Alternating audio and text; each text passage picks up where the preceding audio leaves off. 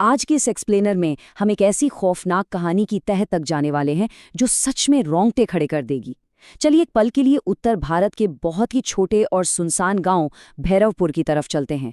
गांव के ठीक बाहर एक पुराना कच्चा रास्ता है और उस रास्ते के बिल्कुल आखिर में एक विशाल पीपल का पेड़ खड़ा है। ये कोई आम पेड़ नहीं है, ये इतना बड़ा है कि इसकी शाखाएं आधे से ज्यादा मैदान को ढक लेती हैं। और सबसे डरावनी बात, दिन के उजाले में भी इसके नीचे एक अजीब सा गहरा अंधेरा छाया रहता है। गांव वाले इसे श्रापित पीपल कहते हैं। उनका साफ मानना है कि इसमें एक खौफनाक आत्मा का वास है और जो कोई भी रात 12 बजे के बाद इस पेड़ के नीचे गया है ना, वो कभी सामान्य रूप में लौटकर नहीं आया। तो चलिए इस खौफनाक रहस्य के एक एक पन्ने को पलटते हैं और देखते हैं कि आखिर इस पेड़ का सच क्या है। अब गांव वालों के दिलों में इस पेड़ का खौफ किस कदर बैठा है, इसे ऐसे समझिए। जब बाहर से कुछ लोग पहली बार इस गांव में आए थे ना, तो एक बूढ़ी औरत ने हाथ जोड़कर उन्हें एक बहुत ही भयानक चेतावनी दी थी। उस पल के सन्नाटे को महसूस करके देखिए, जब उस बुजुर्ग महिला ने अपनी कांपती हुई आवाज में कहा था, बेटा सूरज डूबने से पहले लौट आना, उस पेड़ के नीचे इंसान नहीं रहता। ये सिर्फ डराने के लिए कही गई कोई बात नहीं थी, ये दशकों से चले आ रहे एक भयानक सच का निचोड़ था। यहीं से ये सामान्य सी लगने वाली कहानी एक खौफनाक दुस्वप्न में बदलने लगती है। लेकिन जैसा कि अक्सर होता है, चेतावनियों को अनसुना कर दिया गया। शहर से 5 लोगों की एक टीम गांव पहुंची। आर्यन, सीमा, करण, विवेक और नंदिनी। ये सभी YouTube डॉक्यूमेंट्री बनाने वाले लोग थे, जिनका काम ही भूतिया और डरावनी जगहों की पड़ताल करना था। जब इन्हें इस श्रापित पीपल के बारे में पता चला, तो इन्होंने बिना सोचे समझे वहीं अपनी डॉक्यूमेंट्री शूट करने का फैसला कर लिया। आर्यन ने तो उस बूढ़ी औरत के डर का मजाक उड़ाते हुए हंसकर कह दिया था, आजकल भूत वूत नहीं होते दादी। विज्ञान और तर्क पर उनका ये ओवर कॉन्फिडेंस बहुत जल्द एक ऐसी खौफनाक हकीकत से टकराने वाला था, जिसकी उन्होंने सपने में भी कल्पना नहीं की थी। और फिर शुरू हुआ असली खेल। जैसे ही ये टीम उस पेड़ के पास पहुंची और कैमरा चालू किया, प्रकृति ने जैसे अपने नियम ही बदल दिए। बिना किसी वजह के अचानक बहुत ठंडी हवा चलने लगी, तापमान एकदम से नीचे गिर गया और वो विशाल पेड़, उसकी शाखाएं बिना किसी तेज हवा के जोर जोर से झूलने लगी। सीमा ने जब कैमरे को जूम किया तो उसे सिर्फ 1 सेकंड के लिए सफेद चेहरे और लंबे बालों वाली एक औरत दिखाई दी, जो अगले ही पल एकदम से गायब हो गई।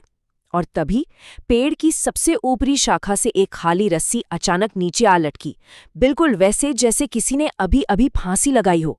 ये पहला खौफनाक इशारा था कि गांव की वो बातें सिर्फ कहानियां नहीं थीं, वो एक भयानक हकीकत थीं। अब सवाल ये है कि आखिर इस पेड़ में ऐसा क्या है?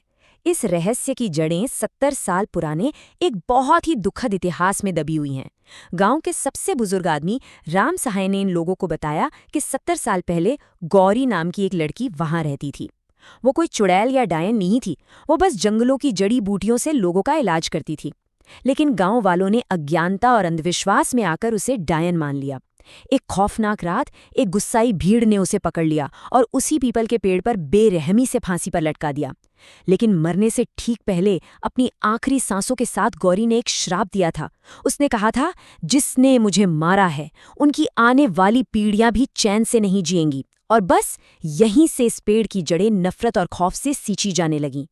अगर हम इस पूरी घटना को ध्यान से देखें तो पता चलता है कि जिसे लोग पीढ़ियों से काला जादू और बुरी आत्मा का नाम दे रहे थे, उसकी खौफनाक सच्चाई तो कुछ और ही थी। गौरी कोई डायन नहीं थी, वो एक मासूम लड़की थी जिसे कुछ गांव वालों ने सिर्फ अपने लालच और स्वार्थ के लिए मार दिया था। असल में उन लोगों ने गौरी और उसके परिवार की हत्या प्रॉपर्टी और पैसों के लिए की थी और खुद को बचाने के लिए उसे काले जादू का नाम दे दिया। ये बात साबित करती है कि इस कहानी का असली राक्षस कोई भूत प्रेत नहीं है। असली राक्षस तो इंसान का अपना लालच और भीड़ की वो क्रूरता थी। एक ऐसी क्रूरता जिसने पीढ़ियों तक चलने वाले एक ऐसे आघात को जन्म दिया जो किसी भी भूतिया कहानी से कहीं ज्यादा भयानक है। खैर, कहानी पर वापस लौटते हैं। वो 5 दोस्त उस पेड़ के नीचे रुके हुए थे और फिर रात के ठीक 12 बजते हैं।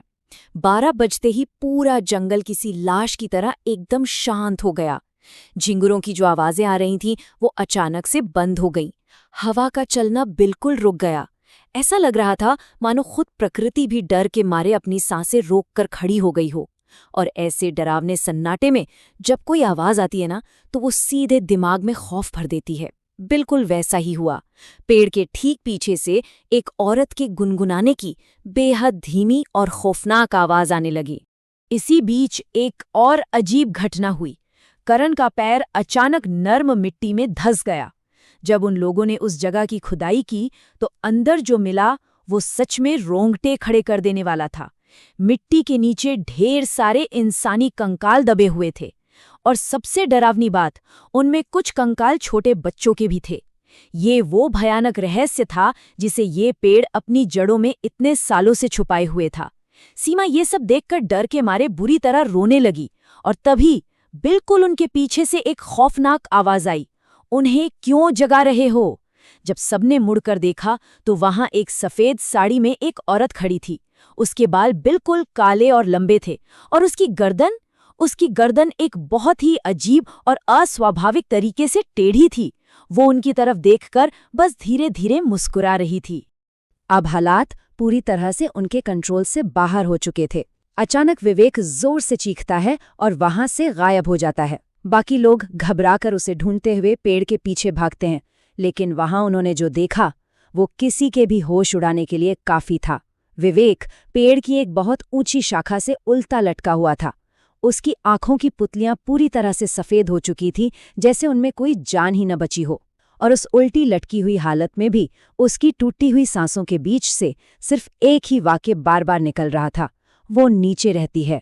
और तभी एक भयानक कड़क आवाज के साथ विवेक की गर्दन टूट जाती है।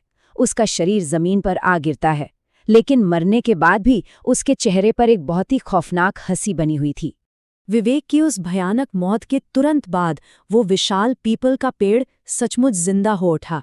उसकी बड़ी बड़ी शाखाएं बहुत ही हिंसक तरीके से हिलने लगीं। जमीन फटने लगी और उसके अंदर से मोटी मोटी काली जड़ें बिल्कुल सांपों की तरह बाहर निकलने लगीं। करण ने वहां से भागने की पूरी कोशिश की, लेकिन वो जड़ें बिजली की तेजी से उसके पैरों में लिपट गईं। करण चीख रहा था, खुद को बचाने के लिए जमीन खरोच रहा था, लेकिन उस शैतानी पेड़ की ताकत के आगे वो बिल्कुल बेबस था। देखते ही देखते वो जड़ें करण को खींचते हुए पूरी तरह से जमीन के अंदर ले गईं। उसकी चीखें पूरे जंगल में गूंजती रहीं और फिर हमेशा के लिए उसी मिट्टी में दफन हो गईं। अब यहाँ ये समझना बहुत जरूरी है कि आखिर गौरी का वो आखिरी श्राप वास्तव में था क्या। ये कोई आम भूतिया घटना नहीं थी।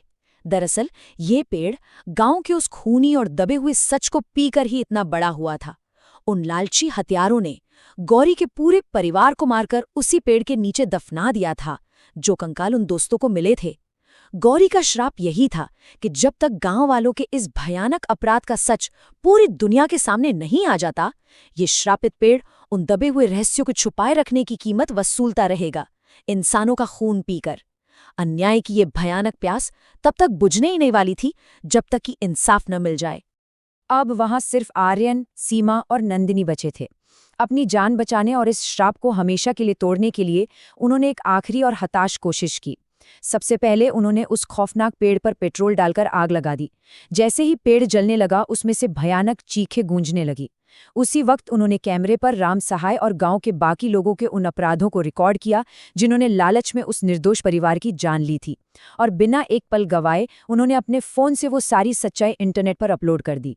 आग के बीच गौरी की आत्मा, जो अब तक खून की प्यासी दिख रही थी, उसने अचानक बहुत दुखी आवाज में कहा, मुझे मुक्ति चाहिए। और जैसे ही वो सच दुनिया के सामने आया, गौरी का वो भयानक रूप धीरे धीरे शांत होने लगा। आखिरकार वो खौफनाक रात बीत ही गई। सुबह सूरज की पहली किरण के साथ ही रात का वो डरावना मंजर भी शांत हो गया। वो विशाल और श्रापित पीपल का पेड़ अब पूरी तरह से जलकर बस राख के एक ढेर में बदल चुका था। ऐसा लग रहा था जैसे 70 साल का वो भयानक दुष्स्वप्न अब हमेशा के लिए खत्म हो गया हो। उस राख और धुएं के बीच से गौरी की आत्मा को आखिरी बार देखा गया, लेकिन इस बार उसके चेहरे पर कोई गुस्सा या खून नहीं था, बल्कि एक बहुत ही शांति भरी मुस्कान थी, बरसों बाद इंसाफ मिलने की शांति। और फिर वो मुस्कुराते हुए धीरे धीरे हवा में उसी राख के साथ हमेशा के लिए ओझल हो गई। पूरा जंगल एकदम शांत हो गया। तो क्या सच में सब कुछ खत्म हो गया था? अगले दिन सुबह जब गांव वाले राख के उस ढेर को देखने वहां पहुंचे, तो ठीक उस राख के बीचों बीच एक बहुत ही छोटी सी नई हरी शाखा उगती हुई दिखाई दी, और उस नई कोमल सी शाखा पर एक बहुत ही छोटी सी रस्सी हवा में धीरे धीरे झूल रही थी।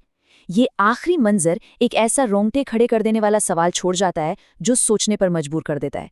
क्या इंसान के स्वार्थ और लालच से पैदा हुई कोई बुराई कभी पूरी तरह से खत्म होती है, या वो बस राख के नीचे दबकर किसी नए रूप में वापस उगने का इंतजार करती है? जरा सोच कर देखिए। आज के इस एक्सप्लेनर में बस इतना ही।